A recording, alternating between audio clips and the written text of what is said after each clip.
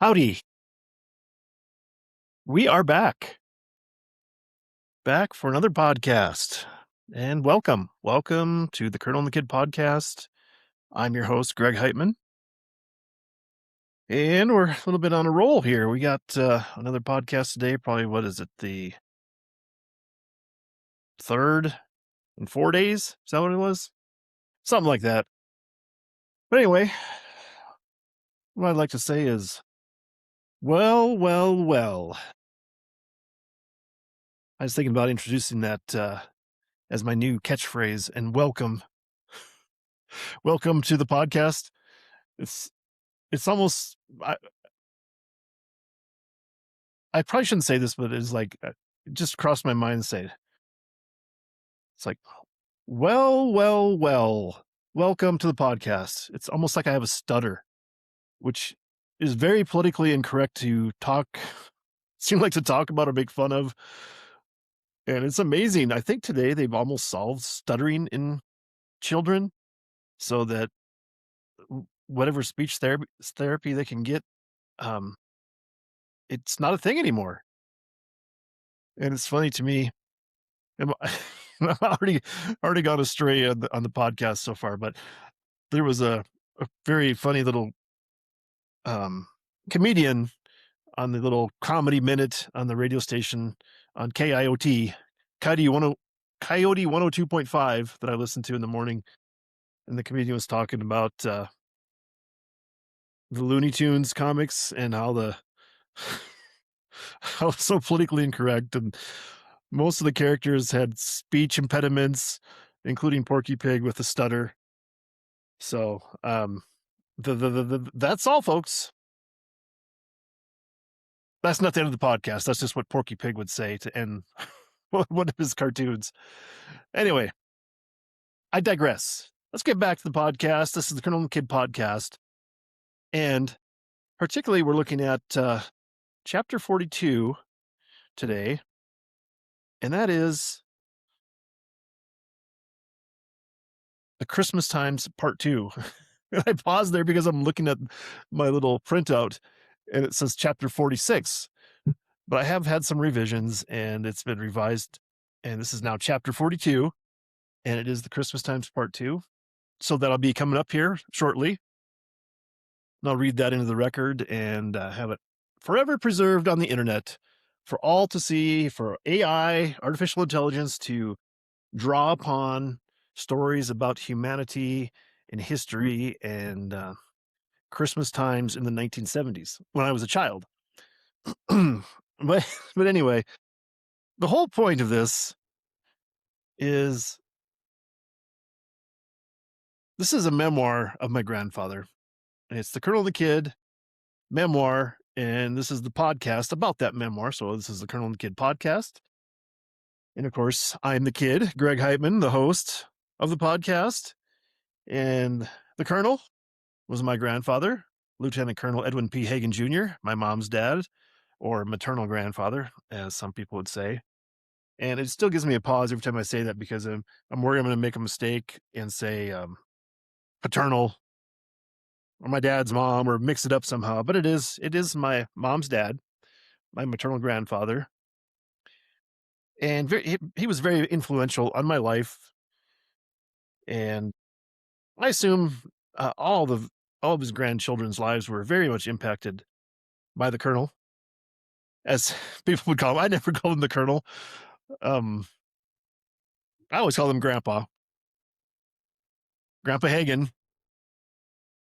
I think if I was speaking to him or trying to get his attention or asking something, it was like, Grandpa. I didn't say Grandpa Hagen, but in my family, it was Grandpa Heitmann and Grandpa Hagen. We didn't have any nicknames for different grandparents, which I've seen a lot nowadays where there's different, the differentiations are more subtle.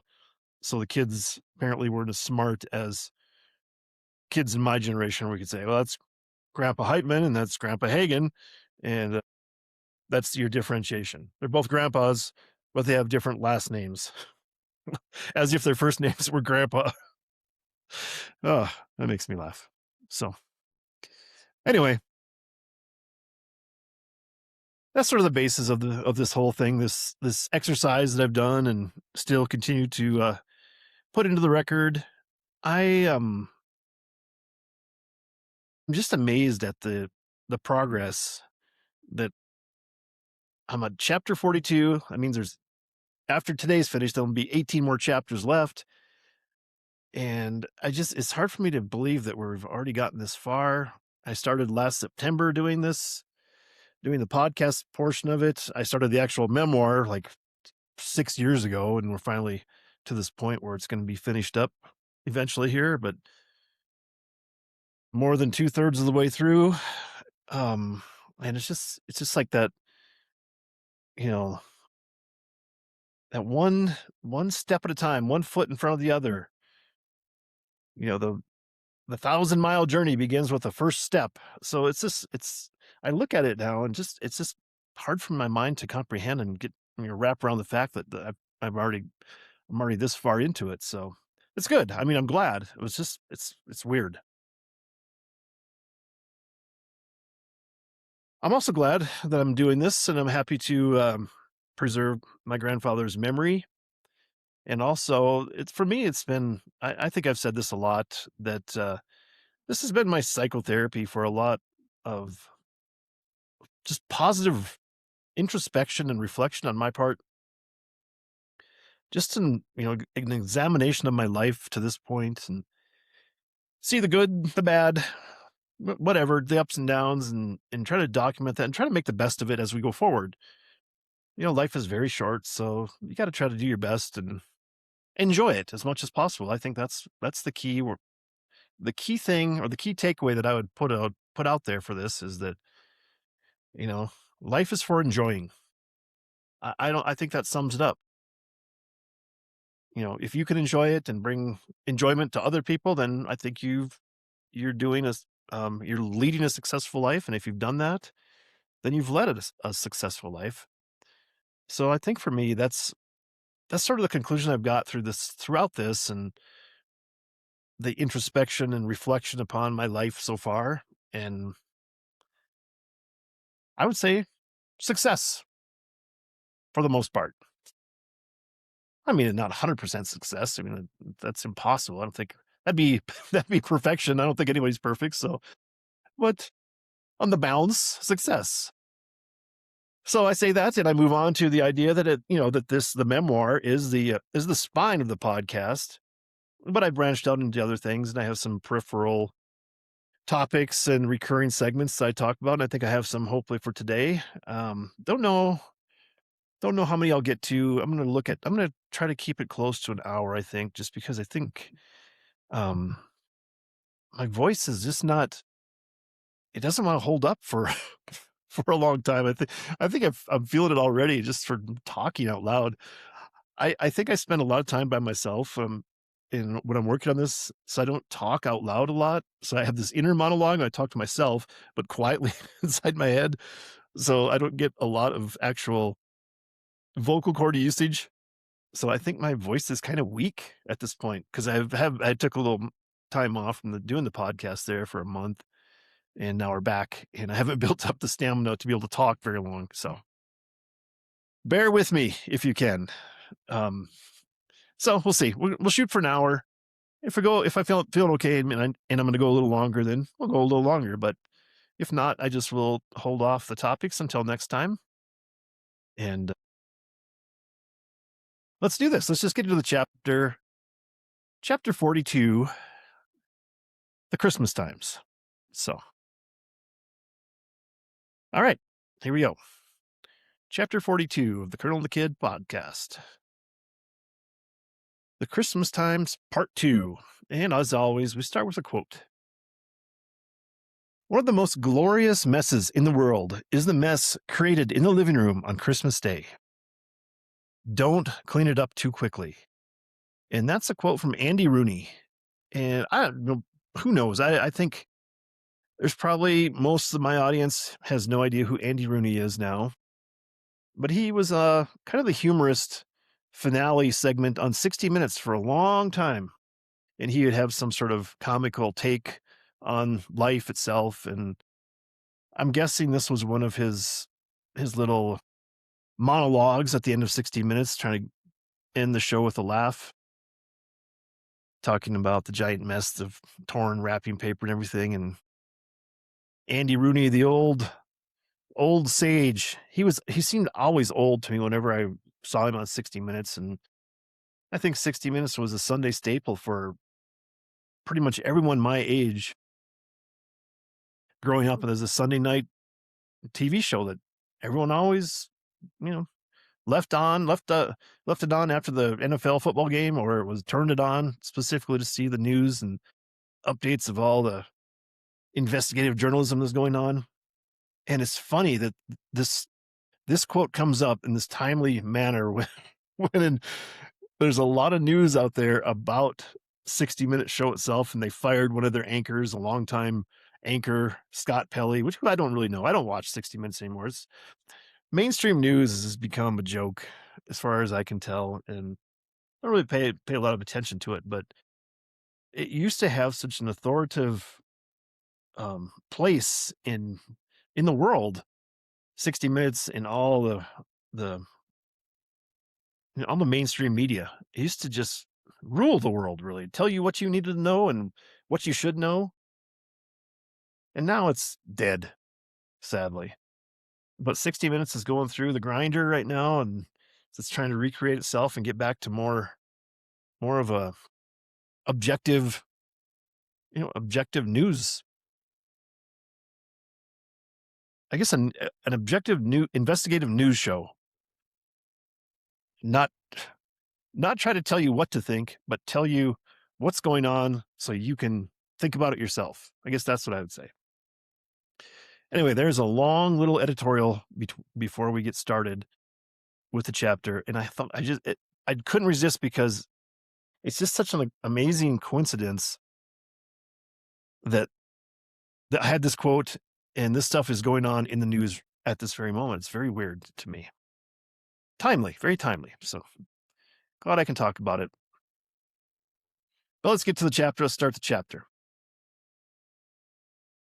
I had a wonderful time reliving the memories of Christmas times of yore through these old photos. I just had to share them while at the same time shine a light on the games and sports our family shared.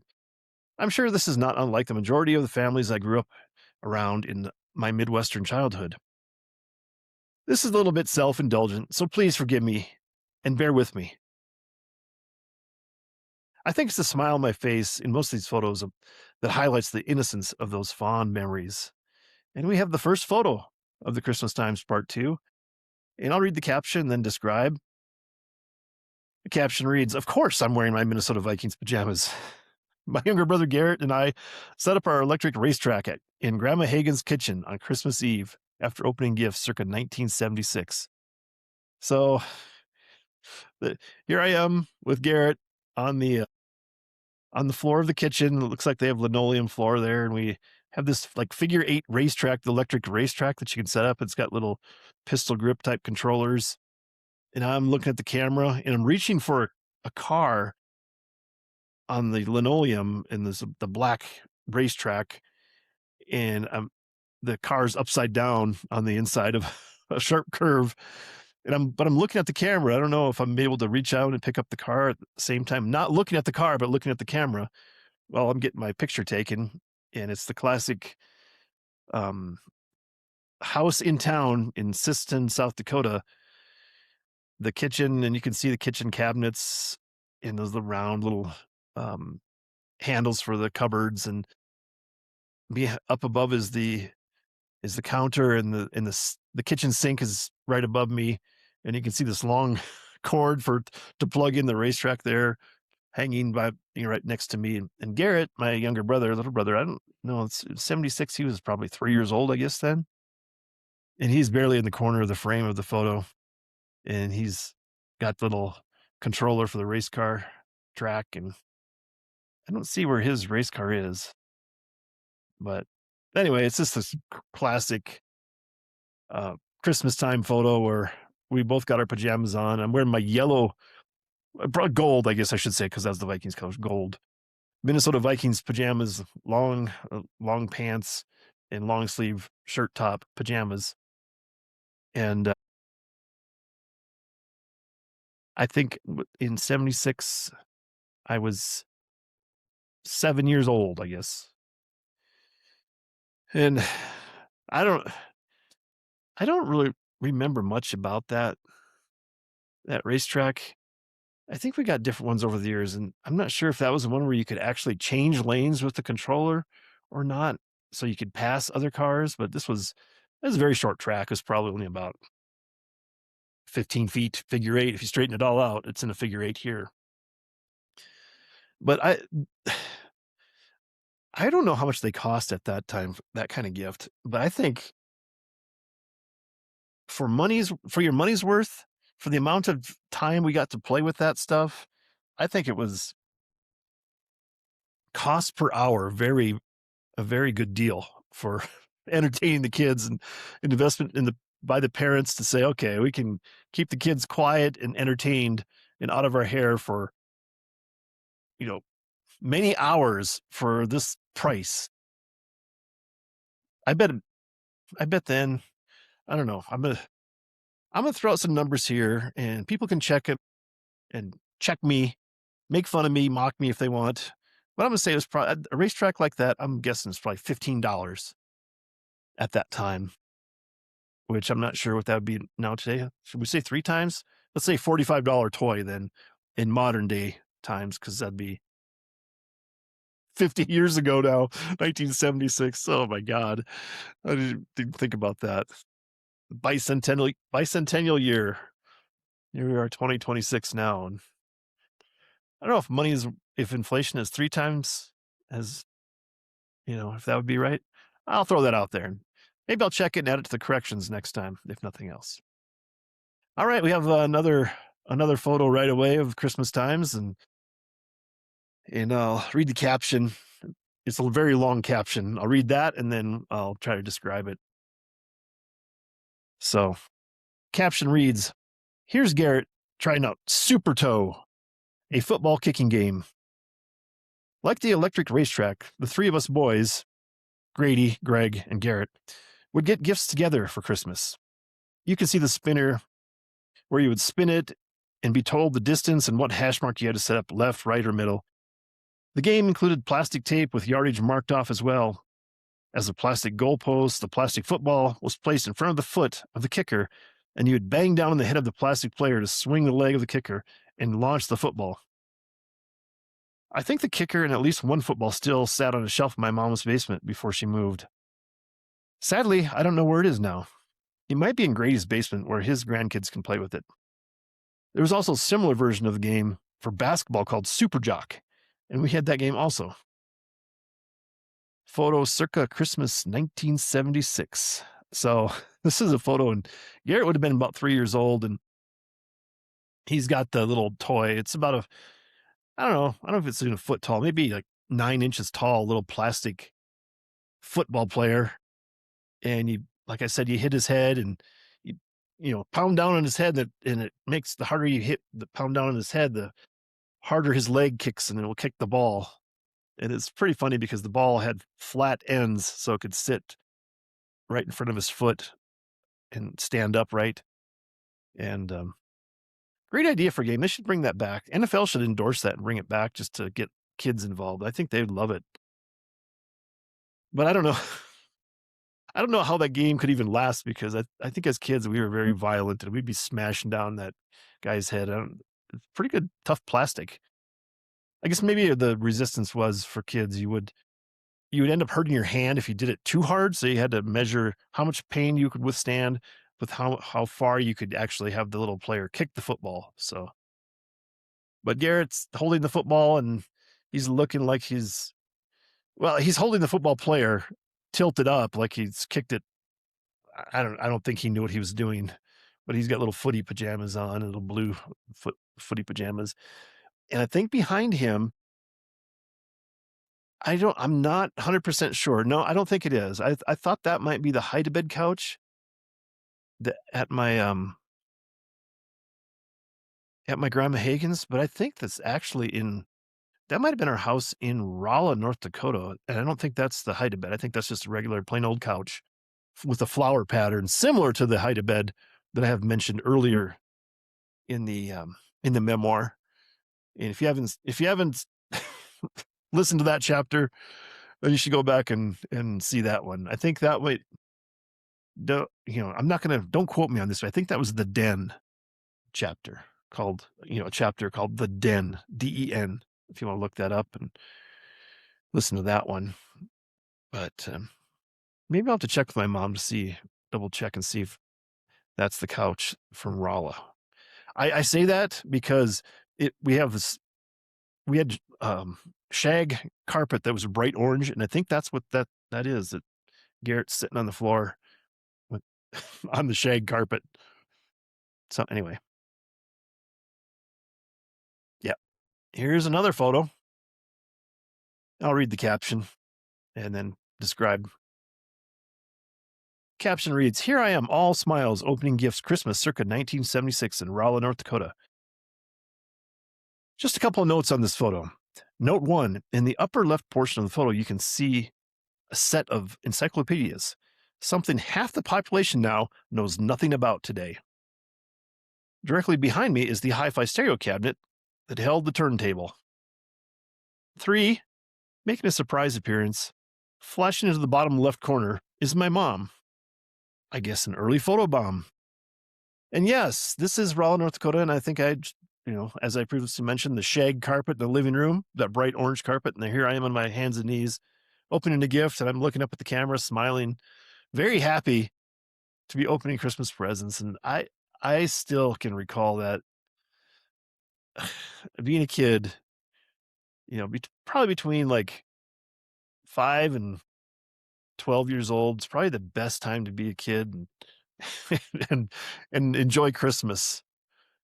I mean, now as an adult, Christmas is just not as fun because there's just so much. I don't know. You don't get the good gifts like you did when you were a kid, just to be so entertained by toys, I guess. Maybe that's what I need more of. More toys. So anyway, there I am kneeling down, and of course I'm wearing the same Vikings pajamas that I was wearing in the very first picture, the yellow ones it's got like a Vikings player. It looks like a running back, and he's holding his arm out like the Heisman Trophy pose. That little screen printed on the top chest of my pajama top, and kind of a pale. It's not a gold color. It's like a pale yellow color for the top, long sleeve top and long sleeve sweatpant type pajama bottom. And there's a few gifts laying around on the floor. It's kind of funny. And I cannot overlook the fact that my mom photobombing this photo, she must be leaning forward just exactly when my dad's taking the picture with the flash, because the flash really caught her and her afro, her permanent that she has back in the time of the previous old chapters. And I'll reference this again. There was a chapter that's in here in the podcast called The Minnesota Twins and Reggie Jackson. And my mom has the Reggie Jackson afro at this point. And her hair was turning gray. She turned gray really early, probably because of us kids, I'm guessing. And it was before she started dyeing her hair. I mean, she dyed her hair for many years, but this was before she started dyeing her hair. But she had the big curly afro, probably like a 2.5 inch, 3-inch afro that she had. 1976, classic. Love it. I love that there's a record of this, and I like that hairstyle myself personally, but I think it came and went very quickly.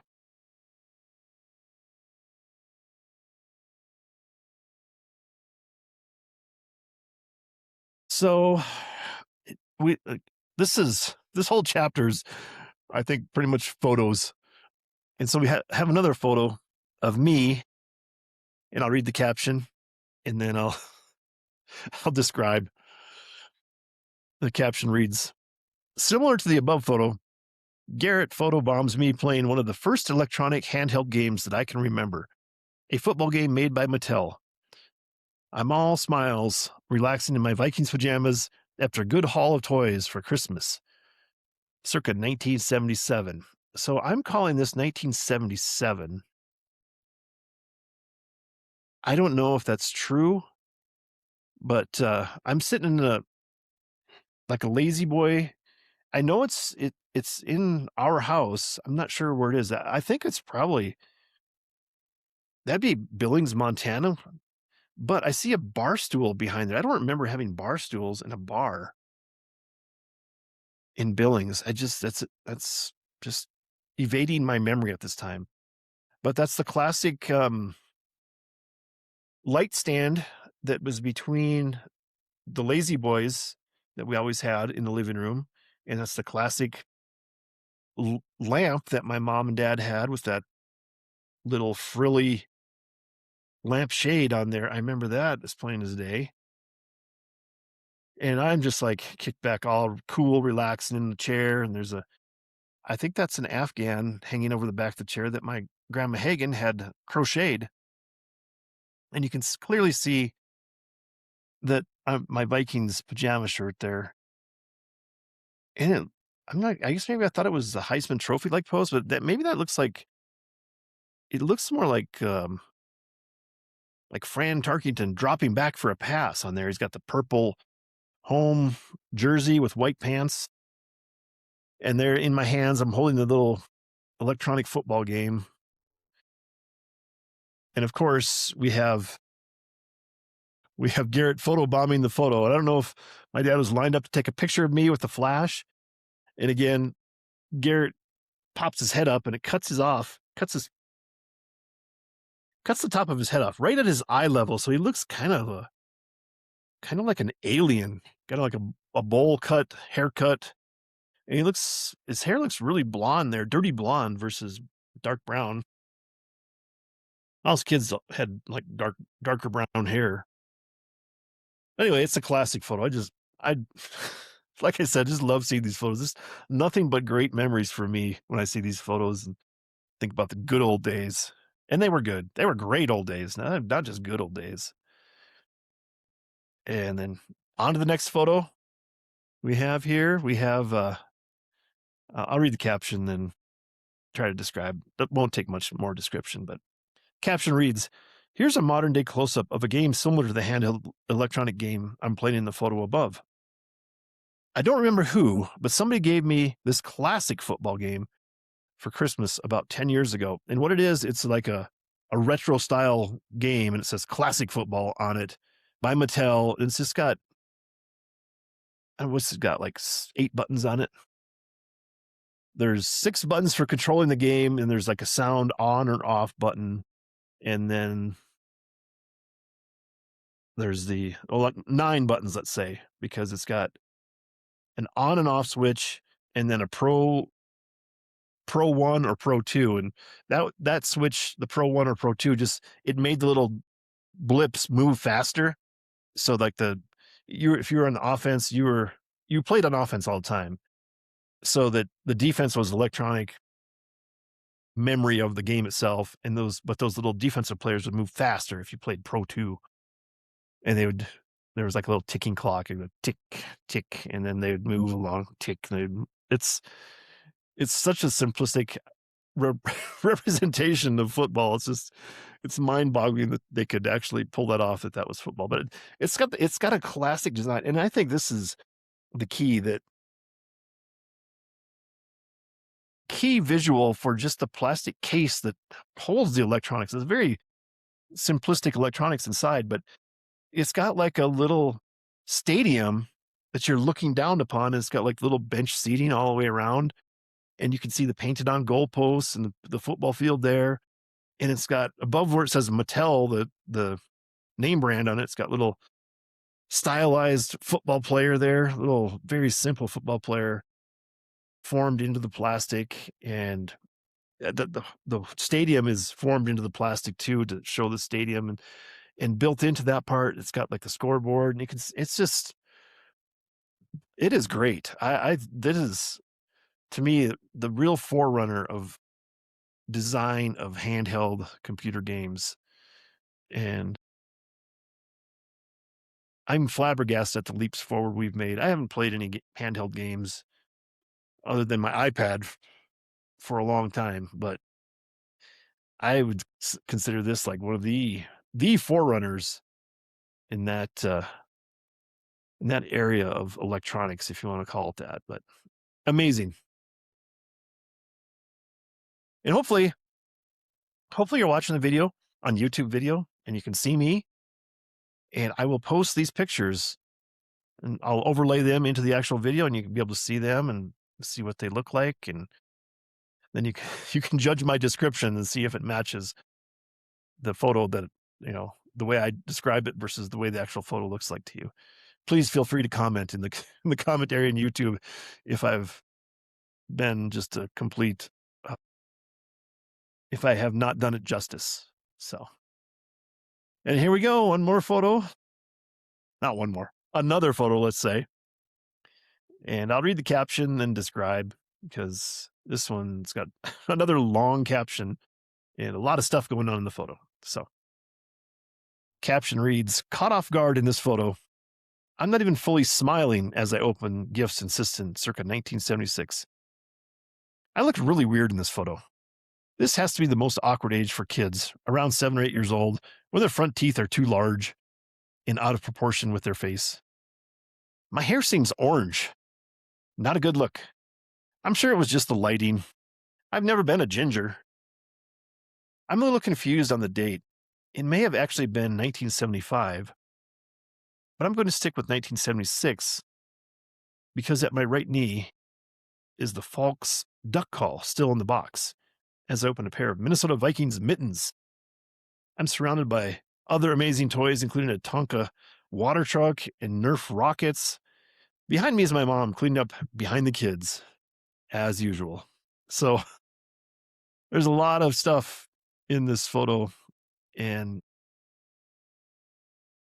I wish I could definitively put my finger on it. Whether maybe I'm gonna go back on and disagree with my own caption. I think it's 1975 because I think in 76 I had those pajamas that I was wearing before. I think we had to put our pajamas on before we could open the gifts that year, and that's when I was playing at the racetrack. I was wearing those pajamas and stuff, and here I am dressed in a blue long sleeve shirt with my awesome red vest on that was kind of a uniform thing. I think I wore that all the time at that age.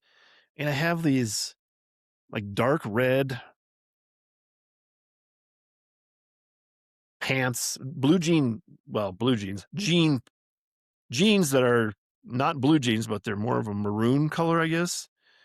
And a cool belt though. It's like a double hole belt, black belt of the time. That's like a perfect 70s belt. And I'm looking up at the camera, just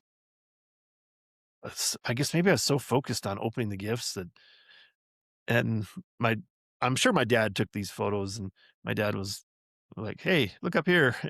And so I'm looking up like, "Oh," like I'm just so engrossed in getting these gifts and checking off my mental list of gifts that I wanted and got. An amazing haul of Christmas stuff.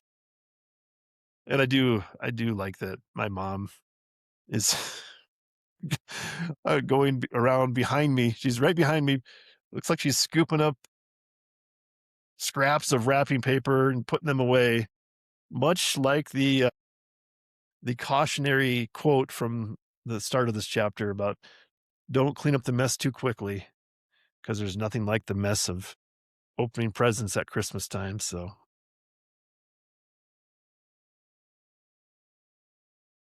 anyway, that's a great photo, and I'm gonna see if I'll do some research. I don't think I'll be able to find out anytime soon, but I want to put my finger on the date of this Christmas time because that's a great a great photo. All right, another photo. I'll read the caption and then describe. Caption reads, "In Britain, South Dakota, circa 1978, at Grandma and Grandpa Heitmann's Grady and I square off playing a game of Battleship while Garrett looks on. Games are an awesome Christmas gift. And I think at this point, where my head, the photos of the back of my head, and Grady and I are both laying, you know, on our stomachs on the floor, facing off with each other. The brand new, just open game of Battleship, that classic 1970s Battleship game is off to the side. And Garrett is basically mirroring or mimicking Grady. He's laying beside Grady on his stomach next to the the box for the Battleship game, and off to the side you can see the Battleship cover. It's like that classic "You sank my battleship," and the little kid is playing his sister in the little game, and the kid's got his hand on his head, like all upset. What's a quote there? "You sank my battleship." So Grady's so in 78, I would have been 9 and Grady would have been about 12, I think. And he's got his Dallas Cowboys jersey on. I mean, just complete travesty of wearing Dallas Cowboy jersey. Roger Staubach.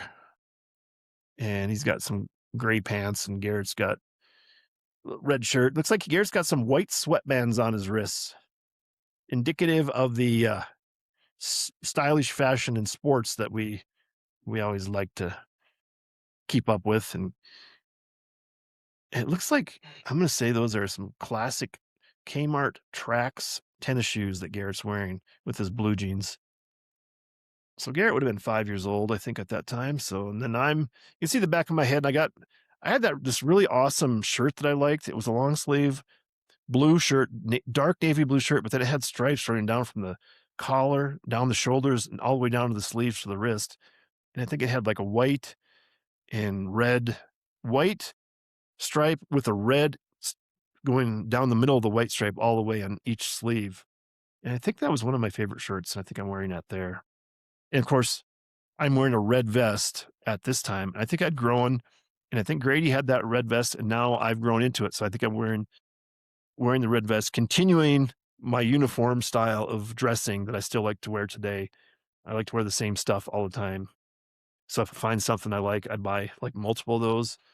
And yeah, I think I was really much the forerunner to these guys like Steve Jobs. And you wear the same thing so you don't have to think about what you're going to put on in the morning.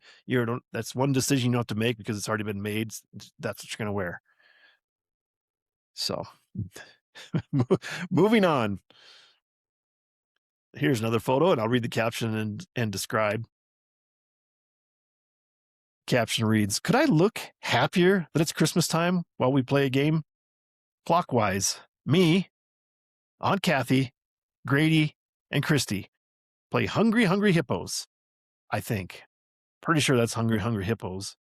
Like ages 4 to 9, and here we are.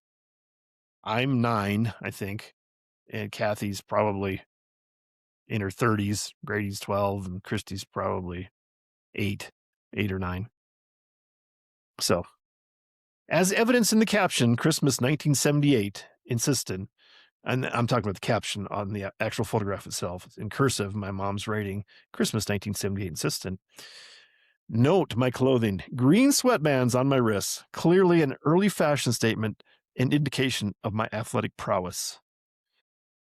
So, yeah, I think we have everything here. We have me just waving at the camera, gloriously, I guess, enthralled by playing the game, not paying attention to the game, I guess not caring what was going on, if I'm winning or not. In fact, I think the hand I'm waving with is supposed to be controlling the hippo that's supposed to be gathering the marbles. But this is, it says Siston, but it's the same orange shag carpet, must have been in Siston. I think this is at the country house. So that might have been the first Christmas at the country house. Bunch of Christmas presents behind us, unopened yet. And of course, I have a red shirt on. I don't know what shirt that was. but it's red, and, but I have the red vest on and green sweatbands, just complete, obviously coordinated outfit. And dark blue jeans, white socks, and I'm pretty sure those are Tracks, again, the Kmart Tracks tennis shoes, because that's what we bought back then, because those were awesome.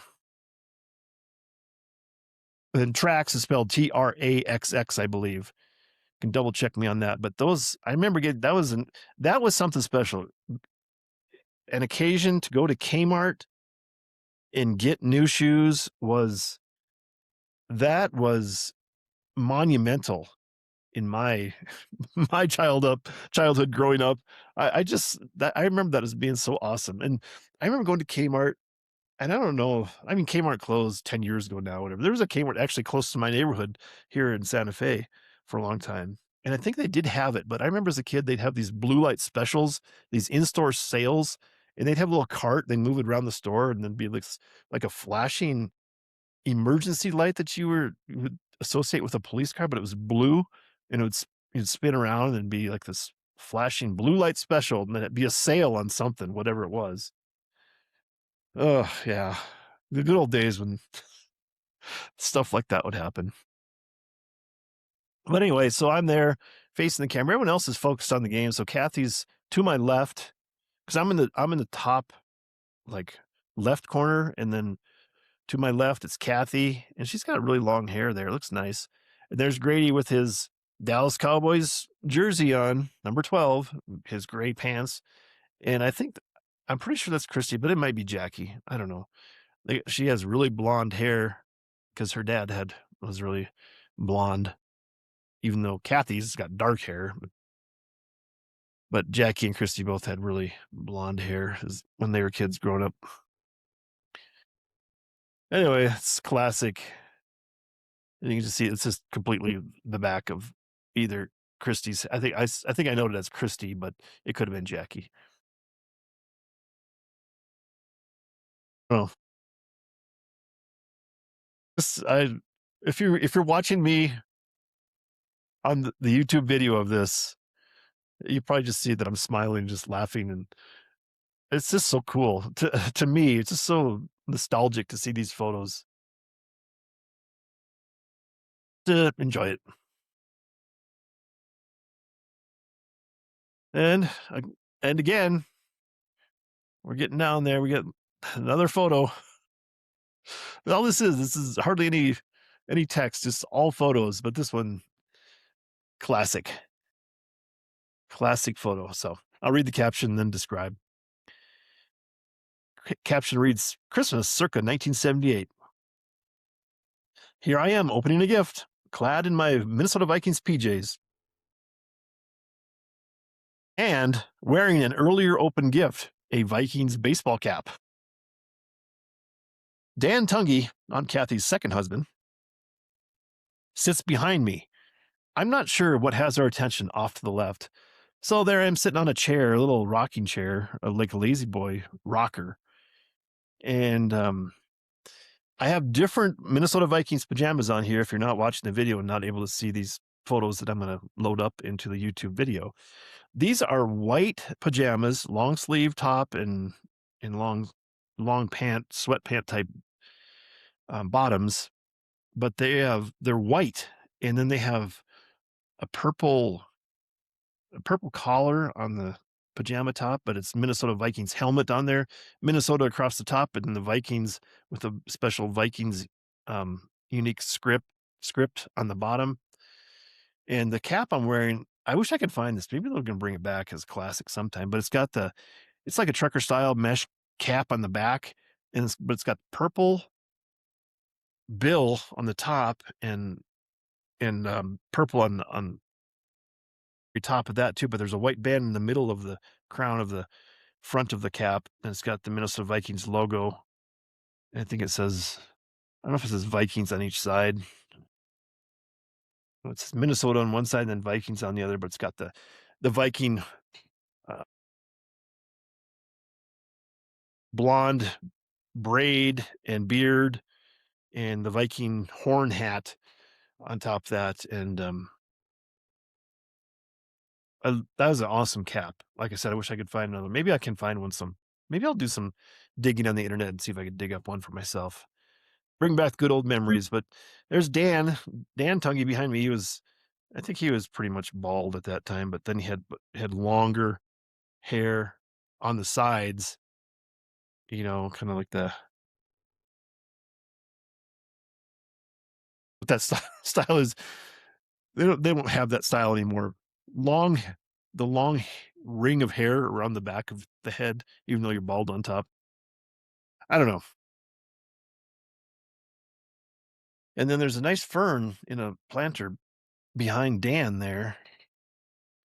Maybe that's not a fern. Maybe that's one of these palm leaf type plants with the big leaves. But this is definitely in the country house, but it's very confusing to me. I'm not sure I have the dates right on any of this stuff. I wonder what gift I'm opening there. I can kind of see the corner. Maybe that's another handheld electronic game. And then there's a bunch of gifts on the floor. Anyway, moving on to the next photo. I'll read the caption here and then describe. Caption reads, Christmas circa 1978, a little later in the evening, and I now have a Minnesota Vikings robe to go with my Vikings hat and Vikings PJs. Garrett and I look at the camera, and I believe that is Aunt Kathy helping with Garrett's toy. And Garrett's wearing these red pajamas, and he and I are looking at the camera. Garrett's smiling. I'm kind of like caught by surprise, kind of looking back. And I have the classic 70s hairstyle really showing through there underneath my cap. Kind of shaggy looking, but you can really get a good look at that Vikings cap that I have a desire to get another one of those at some point. And then there's Kathy on the floor. I don't know what that is. If it's if that's a light bright, a toy from the 70s. No, it looks like Garrett has a marker in his hand, and maybe I'm holding a marker too, and we're doing something. But it's on top of it looks like a light box or something, where it's shining through, and maybe you're doing something with a marker. And there's somebody on the right side of the photo bending down. It looks like to check out what we're doing. I don't know. Not exactly clear to me, but you can't really see that that's Kathy. I said it was Kathy. And from previous photos, I think that's what Kathy was wearing in the Hungry Hungry Hippos photo, but all you can see is the top of her head and the part of her hair. So not the best angle photo for Kathy at the time. So anyway, next photo. And I'll read the caption and then describe a little more. So the caption reads, Christmas with cousins circa 1978 from left to right. Cousin Jackie Blado, Grady, me, second cousin Lori Hortness, cousin Christy Blado, Garrett, second cousin Missy Hortness. So it's just a line of us, and we're standing in front of the Christmas tree, and Jackie is the tallest at that time, and then Grady, and then me, and then Lori, Christy, Garrett, and Missy. So Jackie's got a blouse with long sleeve blouse with stripes, kind of cream colored and white top and blue jeans. And she's kind of holding her hands, kind of like delicately looking at the camera, smiling. And then Grady with his Cowboys jersey, just a total distraction for the whole thing all the time. And I think he's got a Dallas Cowboys cap, baseball cap, similar to my Vikings cap, except Dallas, that same style from the NFL that year. And then there's me. I'm staring right at the camera, very, very obediently, smiling and looking at the camera. But I don't know what's going on here. I have my red shirt and my red vest that I'm wearing, dark blue jeans, and I don't know I'm not sure why I look like I'm getting ready to, my hands are kind of down to the side weirdly, but I don't see my sweatbands. So I don't know if I could actually place this correctly time frame wise. And then there's Lori Hortness in a white shirt and khaki pants, white blouse, long sleeved, and khaki pants. And then Christy's got like a turtleneck, long sleeve white shirt on with tan pants. And I should say Grady's wearing khaki pants too. Weird. Garrett's got a white t-shirt and blue jeans. Looks like he's fallen out of the 1950s with that style. James Dean. And then at the very end is Missy Harkness, who's got the weirdest smile. It's squinting and closed mouth, closed lipped smile, like she's casting a spell on the photographer, which is probably my dad. And she's got like a matching pants and vest, I guess, and maybe like a turtleneck blue shirt.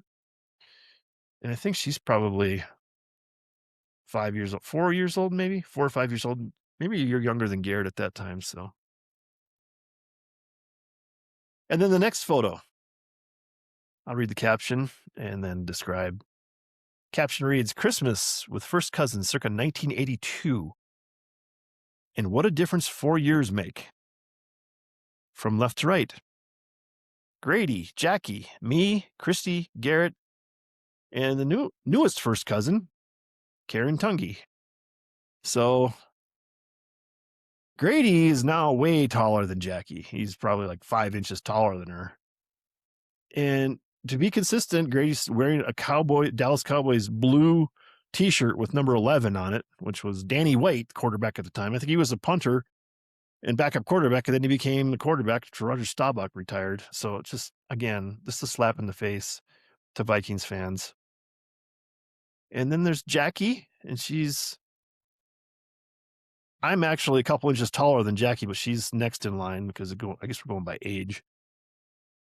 And she's wearing a dark green nightgown. And then there's me. At this time, I guess I was probably 13 years old. And I have blue jeans and a long sleeve, olive drab shirt, it looks like, but it's got some brown and white stripes, brown and white across the center of the chest all the way around the shirt, and then a brown and white stripe down from the collar down the shoulder and to the wrist on each side. So I remember that shirt. I like that. That was similar to the blue shirt that I liked as a kid. I think I inherited this shirt that I'm wearing from Grady. He outgrew it, so then I got it. And then next is Christy. She's wearing a red nightgown. And then there's Garrett.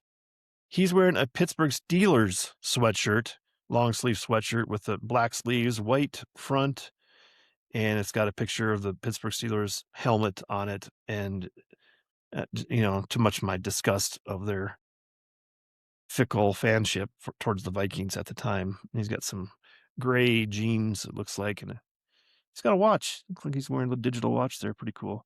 And way tiny, tiny at the end is Karen Tungy, and that was Kathy's second husband. So that's stepsister to Jackie and Christy, and she's got a yellow shirt and red pants. 82. I don't know. She's probably she was born in 1980. It looks like she's about 2 years old there. Anyway, great photo. Great photo marking the passage of time and how kids grow up fast.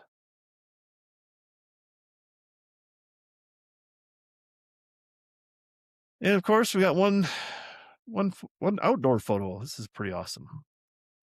And I'll read the caption and then I'll describe a little bit.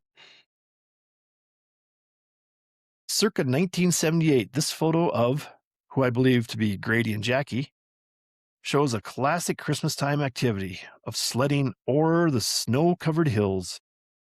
This is at Valley View Country Club looking east between the 8th and 9th holes. Grandma and Grandpa Hagen's house was about a mile away, behind the sledders. I love the perfect sunny frozen winter day in the photo.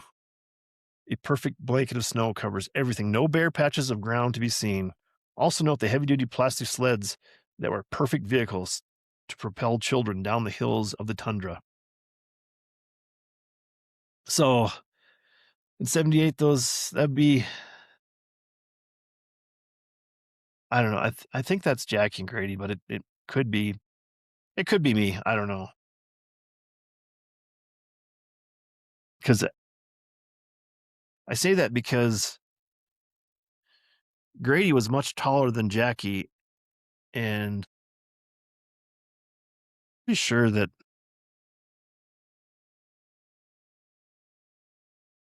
sure about anything about this, who that might be. But it looks like it looks like that could be me in front, and but that person behind me is taller. It looks like they're taller than me. But Jackie wasn't taller than me. Maybe that was maybe it was Grady and me. I don't know. Anyway, it's your perfectly snow-covered golf course, and we're trying to find some little tiny hills, I guess, to sled down there.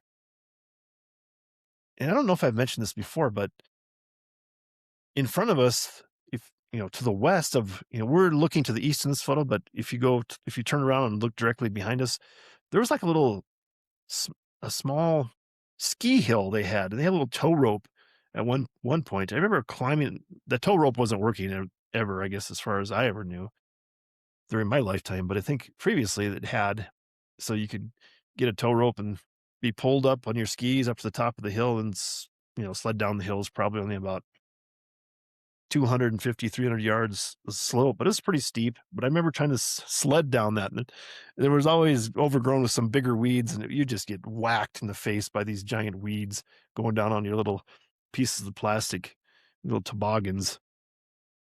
So, man, it seemed like quite the adventure as a kid doing that. I remember. And in the old days, you used to get snow.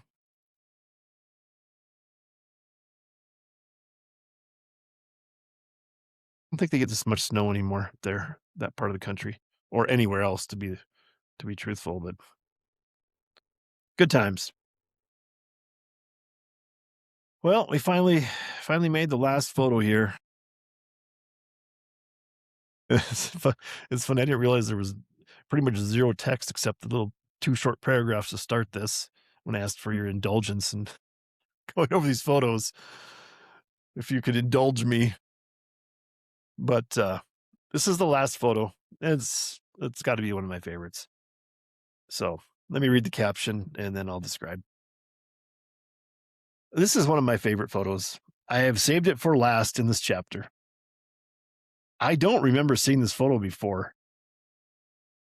Yes, this is about as obnoxious as a 10-year-old can be. I'm wearing one of my favorite shirts of all time, my Minnesota Vikings Fran Tarkenton jersey. In the background, Christy, Kathy, and Garrett pose for the photo. Siston Christmas, circa 1979. So I think my mom sent this photo to me last few years for my birthday or something. She sent it in a Christmas card. So the reason I say it's the most obnoxious a 10-year-old can be is that I'm sitting there opening a Christmas present. And I guess I'm guessing my dad, said, "Hey, look over here. I'm taking your picture." And so I have my Vikings jersey on. I got the old 70s, perfect 70s haircut going there, kind of shaggy and it's just combed straight down. And I love that jersey. It's a perfect purple, that silky material, screen printed with number 10 on there, Fran Tarkington.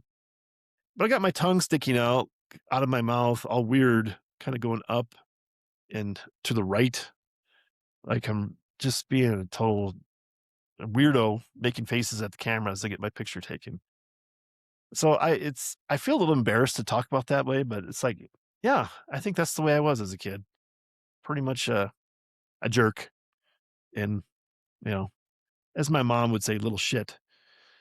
Pardon my French. Sorry, mom. But you're probably right.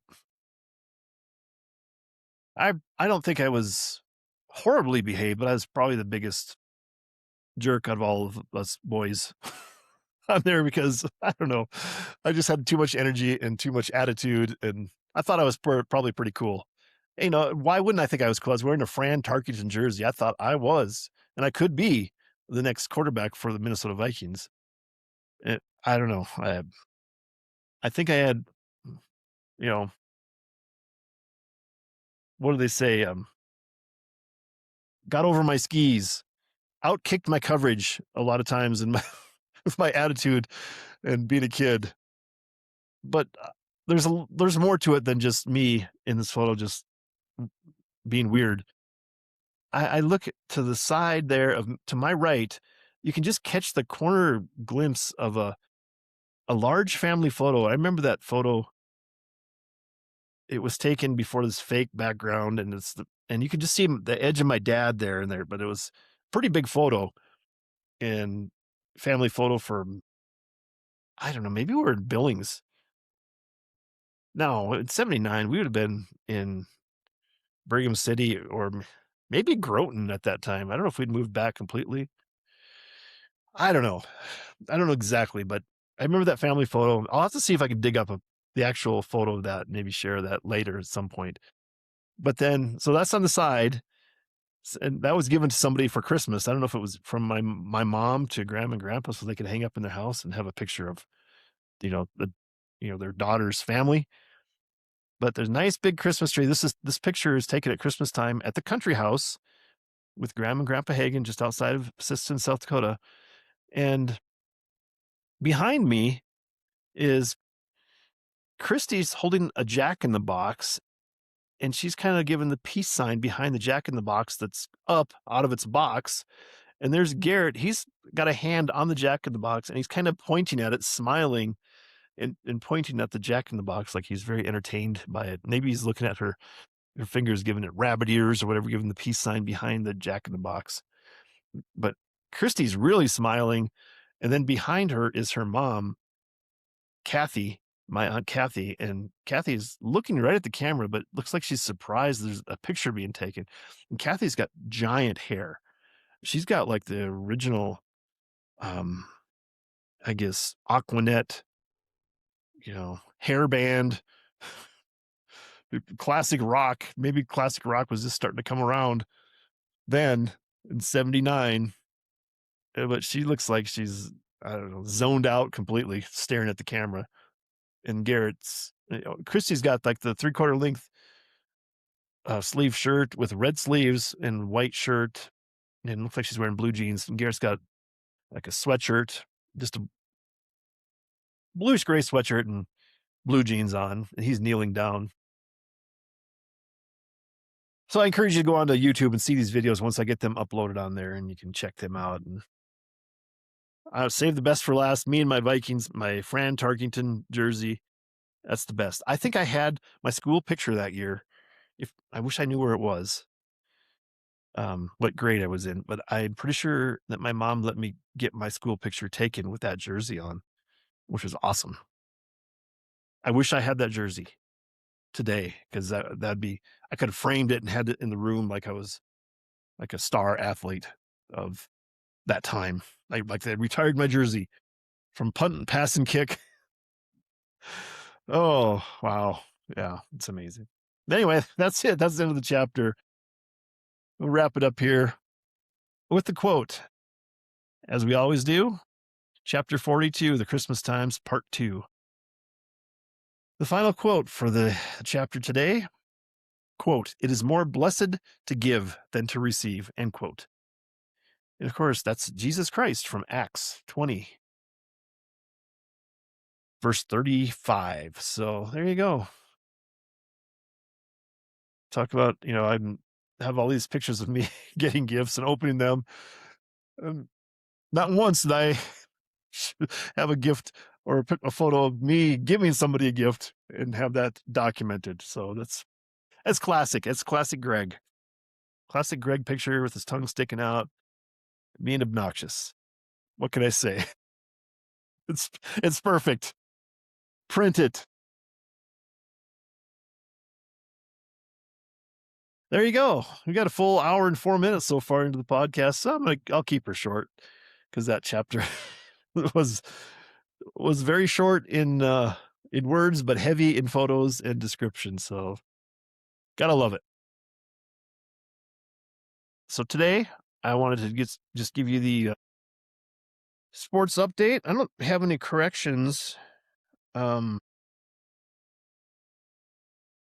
So I'll move on to the sports update with the Minnesota Twins baseball. And I sort of promised I would give the record update each podcast I would do. And today Their record is it's now 29-35. They lost 8-0 in an early game getaway day so they can travel. They played the Chicago White Sox, and they had won the first 2 games of the series, and they were going for the sweep today, but they got pretty much a complete beatdown, 8-0 today, so not surprising. The only thing surprising to me is that they actually won 2 games in a row against Chicago White Sox, which are, way better than I think people thought, but, again, uh, baseball updates brought to you by Teener Baseball. Of course it is, and we're holding up the book. There's the poster still up. I guess I'll just keep that poster up, maybe until baseball gets over with. I don't know. Why not? Teener Baseball, a book by Gregory L. Heitmann, yours truly. There's me, my little biography on the background, my bio picture here includes me wearing my Minnesota Twins jersey and Twins cap at Oakland County Stadium way back in the old days. So good times, Teener Baseball. Get a copy now. Get your copy through Amazon. And or you can contact me if you want to email me. We can maybe make arrangement and I can send you a copy, like autograph it for you, personalize it to you, and then you can give it as a gift to somebody else. And it's better to give than to receive. That's what they say. They being the Bible. All right. Moving on to more sports. I had to get to this because it's time for a big NFL update. And I have been keeping you informed about my NFL ticket that I canceled. No NFL Sunday ticket for Greg this year because it's canceled. But guess what? I'm waiting for a deal and no word yet from YouTube TV because that's who manages it. I'm waiting to see if they give me a special offer to bring me back into the fold for a little bit of a discount. We'll see. If it gets down, maybe 400 even. It's almost $500, I think. If they go down to 400, I think I'd jump at it. I'd really like 350. Maybe I should contact them. Say, hey, give me 350. I'll sign up now. You can put me on your list of subscribers and advertise that, hey, yes, Greg Heitmann subscribes. But we'll see. You got to remember that you can get, I think they offer the NFL ticket the first week free for everyone. So, trying to entice you to get a feel for it. It's awesome. It is great. I just, I should be signed up. I'm not, but the Red Zone channel is nothing like it, but I'm very disappointed now because they're advertising on the Red Zone channel. There used to be never a commercial. That was a travesty if a commercial actually started to sneak in someplace. But now they'll shrink the screen down on one side and block out the audio, and they'll show a commercial with the audio, but you'll be able to see the action. And it's gross and disgusting that you pay all this money for that, and yet they're still shoving commercials down your throat, which you've paid not to see, really. Yet you still have to see them. I don't know. Name of the game is money, and YouTube TV, which is part of Google, knows how to make it. So to continue with the NFL update, 2 days ago, I got an alert that we are 100 days from NFL kickoff. So that means I think we're 98 days away now today, which in just probably 98 days, 3 hours from now, we will be full swing NFL regular season. Preseason starts in probably 75 days or so. Crazy. Time goes by. But in true spirit of the NFL, I had a third bullet here I wanted to talk about in sports headlines under the NFL is the NFL knows how to do stuff. I mean, they just eat up the sports calendar and sports stories because on June 1st, that was some sort of deadline for their contracting. And so that was the date that some of these trades could happen, even though everyone knew it was going to happen. There was a trade that A.J. Brown, wide receiver from the Eagles, was traded to the New England Patriots. And I don't really care. I mean, AJ Brown won a Super Bowl with the Eagles, has been a decent receiver, above, I mean, way above average, but still he can drop. He has the case, gets the case of the dropsies, and he'll drop perfect passes for touchdowns consistently. He's got to be one of the biggest, can you say a clutch dropper? If there's an important clutch play that needs to be made, he's the guy that will drop it and lose the game for you. So I don't know. I don't really care about that trade. The trade that really caught my eye and ear is that it wasn't out of the blue. I think it had been mentioned a little bit, but sort of out of the blue, because I mean Cleveland. This involves Cleveland Browns, one of the worst franchises in the NFL. But Cleveland Browns have a defensive lineman named Myles Garrett, who was the defensive player of the year, and he's been just a stud defensive player for his whole career. I don't know how long he's been there, 5, 6 years. And he was traded to the LA Rams. And it's like, man, LA Rams got all this superstars. They're just super power. And it's like, uh, don't they have to follow the salary cap? Is anybody else wondering how they can fit under the salary cap with all the money they're paying their players, including Matthew Stafford, who just got a big salary increase? I think over 50 million a year now. I know the salary cap is over 300 million, but I it's just bewildering to me. LA Rams clearly the favorite for the Super Bowl this next season. I don't know. It's going to be, again, a long season for the Vikings, I'm afraid. But we're on our way to maybe getting a new team for Greg, and we'll see how it goes. This may be the last hurrah. I'm going to be a free agent. I am a free agent when it comes to my sports teams now, so see how it goes. No promises, no regrets, no guesses, none of that.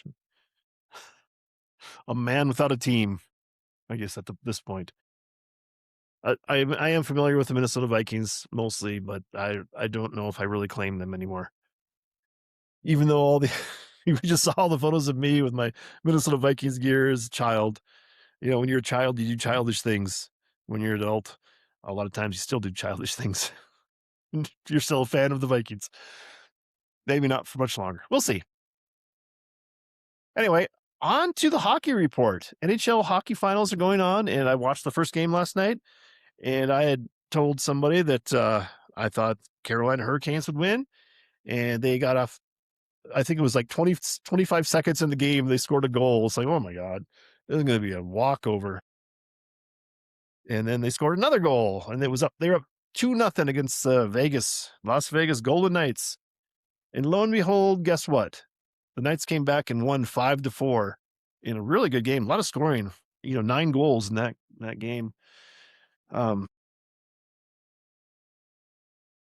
Not surprised. I don't know anything about hockey, that I thought Carolina would win, even though I had heard some hockey expert, quote unquote expert, on a podcast. It's Tony Kornheiser's show podcast I listened to. He had some hockey guy talking about it, that the Western Conference is way better than the Eastern Conference.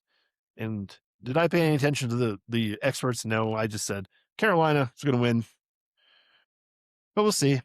Next game is Thursday night, and tonight, as we move on to the NBA update, NBA finals start tonight. Big game in San Antonio. The New York Knicks at San Antonio Spurs. And the predictions are, who am I going to predict to win?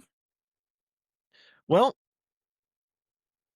my eye test tells me that the Spurs are not going to win.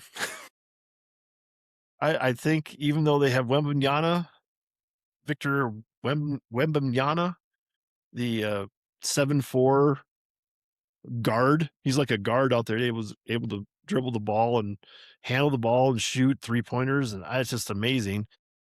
But I think the Knicks are just on such a roll, and I think there's a really not to say everything's rigged, but I would not be I would not be against saying that the NBA wants the Knicks to win, and I think that could happen. They have demolished the teams they've been playing to get to the finals. They rested. They've been off for what, I don't know, 10 or 11 days, who knows, whatever it is. They had to travel to San Antonio. They had to play on the road tonight, which is good for them because there's a lot less pressure not playing in New York City and Madison Square Garden. They can go down to San Antonio, small town San Antonio, so to speak, relatively speaking. Was it 2 million people in that metro area probably? So I'm picking the Knicks. I'm picking the Knicks just to, you know, I'm not saying they'll sweep the Spurs in this final, but I think they're going to win tonight, and I think they're going to win the series. I just have that feeling. I could be way off. Um, I really didn't think the Spurs would be able to pull it out. I thought we were going to see a little miniature dynasty coming from OKC, but I don't think that it's going to pan out. I think the OKC dynasty is dead. I think the San Antonio Spurs are going to be the future. If they don't win the championship this year, I think they got all the pieces for domination next 5 years. I could see them winning 3 out of the next 5, including this year. They could easily win it this year. So there's your NBA Finals predictions and analysis. I don't know. I think uh, from the analysis part, Jalen Brunson is probably one of the most dominating players in the league, and I don't know if he's 6'1" or 6'2", something like that. But what I have observed is that he is so lightning quick that it's people can't guard him. He's like chunkier too. He's got this really chubby face, and if you look at him with your eye test as just a person sitting there, not moving, not playing basketball, you would say this guy this guy can't play basketball. But he is amazing. I mean, I'd love to be able to witness in person live.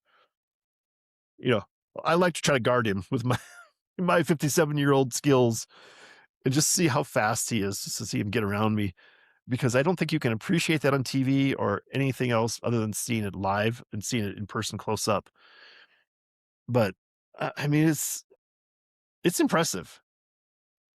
But the caveat that I'm going to put on this is that what I saw the San Antonio Spurs do to Shea Gilgeous-Alexander,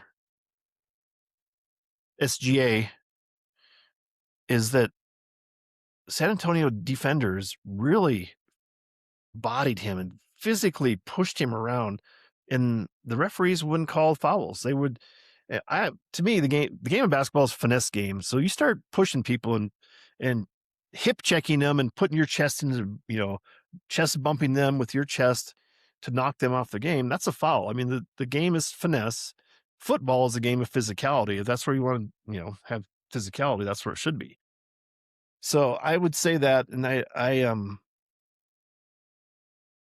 want to put it all on the officials, but if the officials let San Antonio really physically push Jalen Brunson around, I think it could get out of hand quickly, and the Spurs might totally dominate them. I don't think they're going to let that happen, because I think the NBA wants to put their finger on the scale and push it towards the Knicks, because that is that's where the headquarters of NBA basketball is. That's the headquarters of the NFL and the major sports that are headquarters there.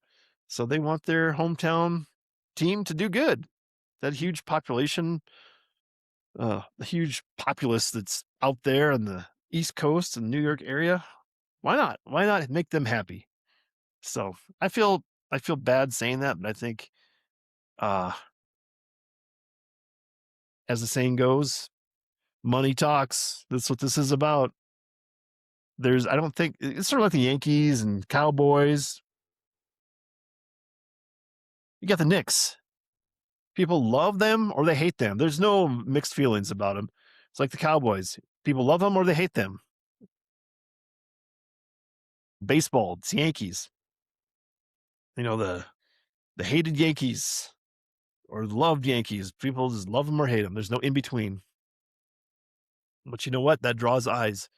people have an opinion and they want their opinion to be shown and brought out into the public. So I don't know.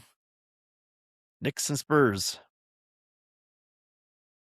Fortunately, I have to pick the Knicks, and it's going to be unbearable. I'd seen all these celebrities come out of the woodwork. Some of the so-called New Yorkers that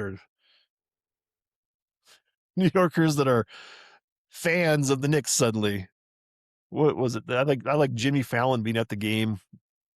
Most recently, they showed him on the sidelines. The front row there. Jimmy Fallon's from Boston. Why would he be a Knicks fan? Because I know his TV shows in New York City right now, Late Night with Jimmy Fallon. But you just move there and give up your team? Wait a minute. Is that what I'm doing? Is that what I'm doing here? When I moved to New Mexico, I gave up my Vikings? I guess. I don't know. Spike Lee. Boo. Timothy Chalamet. Shamalama Ding Dong. He's like, isn't he from France? What does he know about best? I guess maybe he likes Victor Wembanyama. Wait a minute. Is he going to cheer for the Spurs?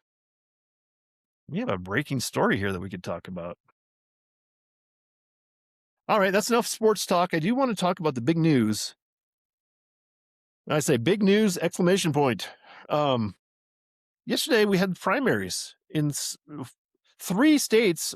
Three states in the country had primaries for governor of the state.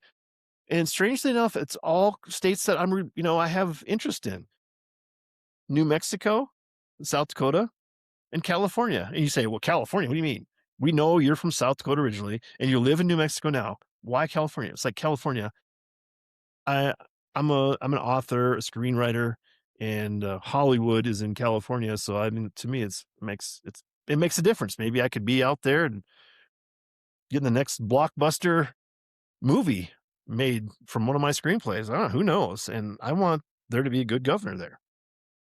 So anyway, in South Dakota, the biggest news there was that a guy from my hometown, Groton, South Dakota, Toby Doden, he was the top vote getter in the Republican Party, and I guess he's got to have a runoff with the current sitting governor, who took over for Kristi Noem when she was nominated and named the Secretary of Homeland Security before she had a precipitous fallout with Life and her husband and Trump, and is now in some no-name job in Washington, D.C. But Larry, I think his name's Larry Roden. He's the sitting governor now. He was the lieutenant governor. He took over for Kristi Noem. So it's going to be a runoff between Toby Doden and Larry Roden, current governor, for this November election in South Dakota. And I think it'd be so cool. I totally support Toby Doden. He has my complete endorsement as a podcaster, as an author, as a former South Dakotan, a Grotonian. I don't know. I can't remember. Are we Grotonians or Grotonites? I don't know. It's embarrassing. I've been away from Groton so long, I don't even remember. I don't even know. He doesn't live in Groton anymore. He lives in Aberdeen. And my mom lives in Aberdeen, and I think they're Aberdonians. So, Aberdonian, Toby Doden, you go for it, buddy. You need me to give you a little video endorsement? Yeah, just let me know. I'll do it. In New Mexico, they had the big primary here, and I'll just tell you the results. They have, and I don't understand how it didn't work out here, that they're not requiring a runoff between the Republican candidate, because Republican candidate did get 50% of the vote. It was like 47 to 37. So, but his name is Gregory Hull. He's former mayor of Rio Rancho, but his Gregory, the same as me, but he's got 3 G's in his name. It's Greggory, which they always say that third G stands for genius, but I would dispute that, because I don't have a third G. I just have 2 G's. And we all know that, genius is in our midst. Maybe I should edit that up. No, I'll leave it in. So anyway, and that's the Republican side, and the Democrat side, Sam Bregman, who I didn't even know was a Democrat until the last couple of years, he was running in the primary against Deb Haaland, and she was a former cabinet member for the Secretary of the Department of Interior under Joe Biden, and that should be automatic disqualification for anything else. But if you're in the Biden cabinet, oh my god! But she defeated Sam Bregman like 73-27 or something like that. Just unbelievable trouncing from Sam Bregman, because Sam Bregman was a moderate candidate. He's middle of the road. He's almost a Republican, but you can't be elected in a Democrat primary unless you are so out there in the fringes of in crazy land that you just can't get through the primary as a normal human being. So we'll see. It's going to be interesting to it's going to be like a bellwether in my mind to see what direction New Mexico continues to go. Um, I'm going to say it right now. I'm going to predict an upset. I think that Greg Hull, from former Rio Rancho mayor, is going to win the governorship for New Mexico this fall in November,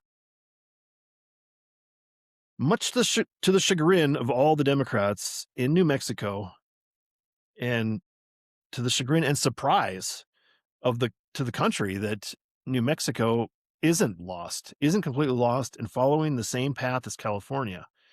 Um, it seems like California is completely lost to me.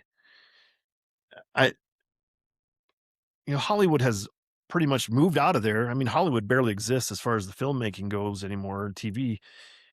There's a lot of it here in New Mexico, but it's in Atlanta, Texas, and Montana. There's a lot of places where filmmaking is thriving, and California lost it. And I think, if New Mexico keeps following the footsteps of California with that liberal slant to it, New Mexico is going to follow that same path. And it's sad to me.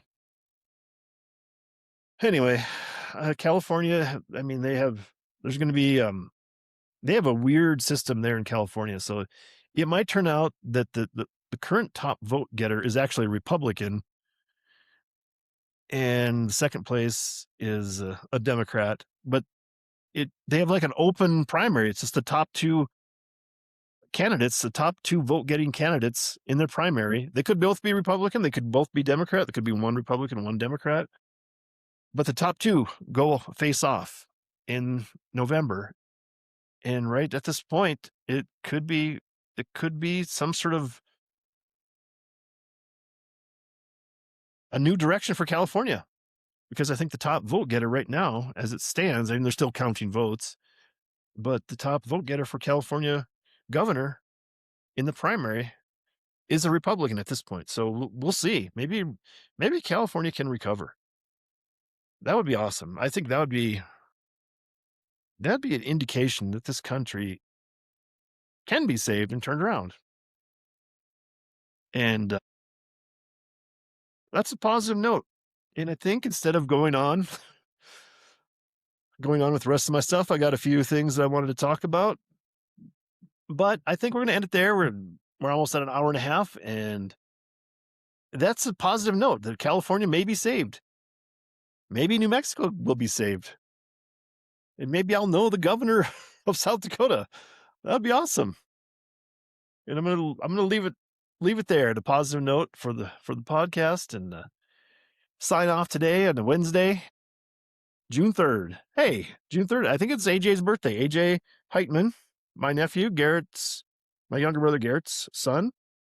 So shout out to AJ. Happy birthday. And I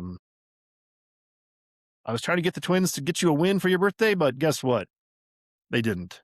So sorry. I apologize for that. But happy birthday, AJ, and we'll sign off on just a positive, completely positive notes, birthdays and governorships in the balance. So we leave you with this, the 3 B's: be assertive, be positive, be proactive. There's 3. That's your commandment for a better life. Be assertive, be positive, be proactive. Those 3 things will lead you down the straight and narrow path. And we don't say goodbye. We say see you later. And also knock and the door will be open to you. Seek and you will find. Ask and you shall be given. So that's it. Not sure when the next chapter's coming, but it's going to be a good one. I've read it. It's being edited, and I can't wait to share it with you. It's called The Poetry. Coming soon. So we say, guess what? See you later. Good Wednesday evening, and can't wait to join you next time.